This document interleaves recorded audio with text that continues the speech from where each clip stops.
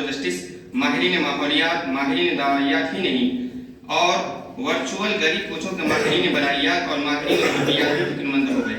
رہی عوام الناس جنہیں انسانی بستیوں پر منڈلا رہی وبا کی کوئی فکر نہیں، وہ شیروں کے مرض کی فکر میں کیوں ہلکان ہو؟ اتنا صحیح، لیکن ان کی دلچسپیاں اور سوالات منطقی ضرور ہیں۔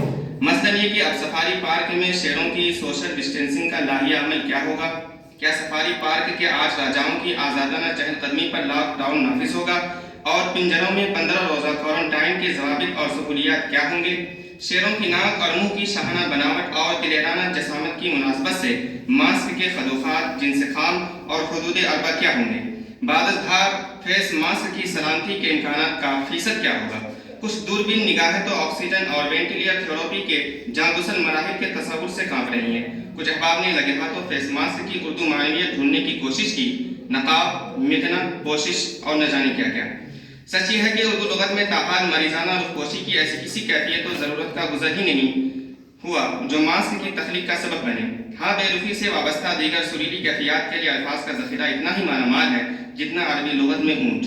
کہا جاتا ہے کہ کوئی عربی لفظ پڑھ لینا پڑے تو اس کے معنی اونٹ سمجھ کر بلا تکلف آگے بڑھ جائیں۔ نفس مدعا تک پہنچنے میں آپ کی کم علمی رکاوٹ نہ بنے گی۔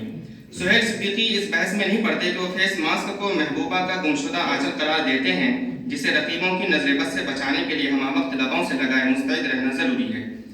شیروں کی اس دلیرانہ ٹیسٹنگ کے بہانے حکومت تلنگانہ نے ان کے منہ بند کر دیے جو ریاست میں ٹیسٹنگ پر سوال کھڑا کر رہے تھے۔ کس کی شامت آئی جو ان سیاسی شیروں کے سامنے منہ کھولے جنہوں نے جنگلی شیروں کے منہ کو خاتے میں نہ لایا۔ ادھر جنگل کے 8 عدد مہاراجے SOPs بیمان احتیاط محفوظ رکھتے ہوئے اپنے اپنے پنجروں میں 6 فٹ دوری بنائے ہمارا لکھا گیت گنگنا رہے ہیں۔ کیسے راجا ہیں کتنی مجبوری، کیسے راجا ہیں کتنی مجبوری، ہائے یہ بندشیں یہ معذوری، کس نے سوچا تھا ایسی ڈسٹینسنگ، کس نے سوچا تھا ایسی ڈسٹینسنگ، چہرہ مستور اور تن دوری۔ کچھ احباب کی دلچسپی یہ جاننے میں تھی کہ شیروں کے حلق اور ناک کی گہرائیوں سے ٹیسٹنگ کا لازمی عنصر یعنی رطوبت نکالنے کا کام کس سورما نے انجام دیا۔ اطلاع عرض ہے کہ یہ کام بھی ایک اسم بامسمہ شیر نے ہی انجام دیا یعنی ویٹرنری اسپیشلسٹ جناب اسد اللہ۔